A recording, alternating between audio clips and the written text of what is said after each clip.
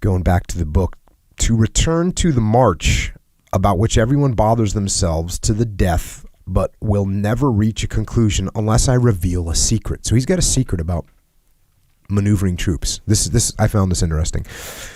Some wish to march slowly, others would march fast. But what about the troops whom no one knows how to make march fast or slowly as they desire or is necessary, and who require an officer at every corner to make them turn like some snails, and others are running, and this is to advance this column which is always trailing. It is a comedy to see even a battalion to commence movement. So what he's talking about is if you're moving with a unit, and this happens with even happens with a platoon, but it definitely happens when you get bigger elements, you know, a company-sized element where you've got 100 people that are moving.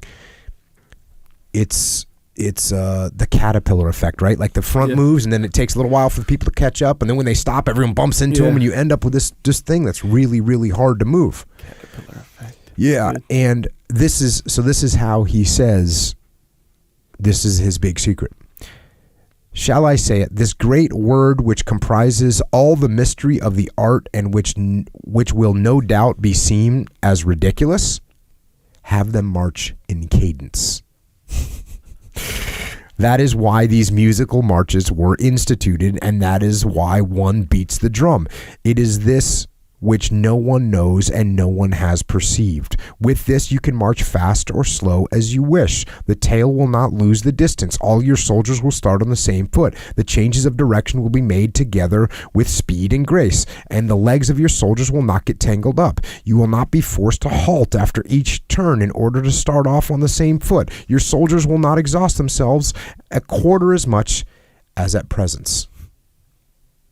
Now, what I thought was interesting about that is it's an obvious answer, right? And now clearly you're not going to do that in the modern day military in the field. You're not going to play music so guys can march to it so you can stay in cadence. But I think it's more important to that sometimes we lose things. We lose methods. They're in front of our face, but we don't understand why they were there. And I'll tell you, I was thinking of a story. I was running training. And one of my guys who was one of the assistant platoon commanders in TU Bruiser, great guy, hard to choke, real long neck. Sure. You know, you can make it happen, but you're going to work for it. Well, some people you might think long neck, easy to choke, right? Yeah. No, his neck was so long, and he was strong too. He is strong.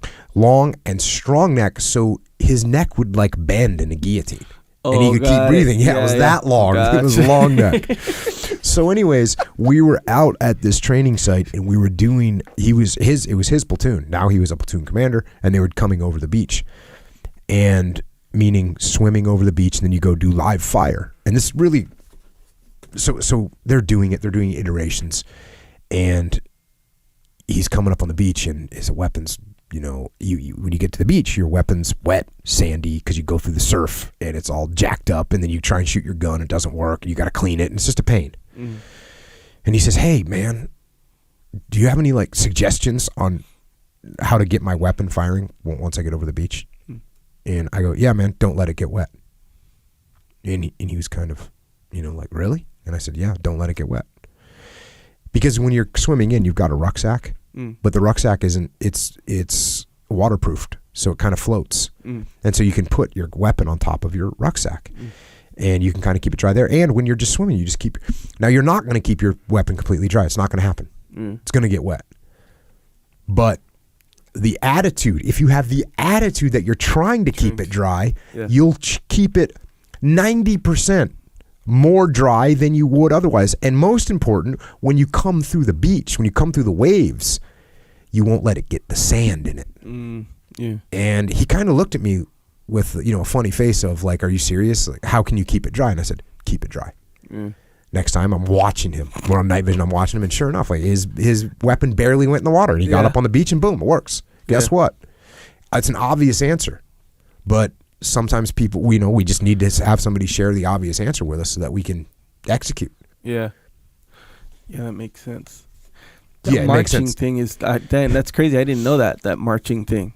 Like that's why you march to cadence or whatever. It's like that caterpillar effect, especially with like a lot of people. Down the caterpillar Actually, effect, that's why there's traffic. By the way, yes, same that's why the traffic exists because of that little effect. That's exactly true. You know, one guy going the reaction time. And you know, the other funny thing he said in here is he says, "Go watch people dance. You see a soldier dance all night, but he can't march for more than an hour without being tired. Why is that? Give him some music." Kind of funny. Sure. I didn't want to say that part, but because then people started asking me about dancing. Yeah. They want to see you dance. No talk of dance on the podcast.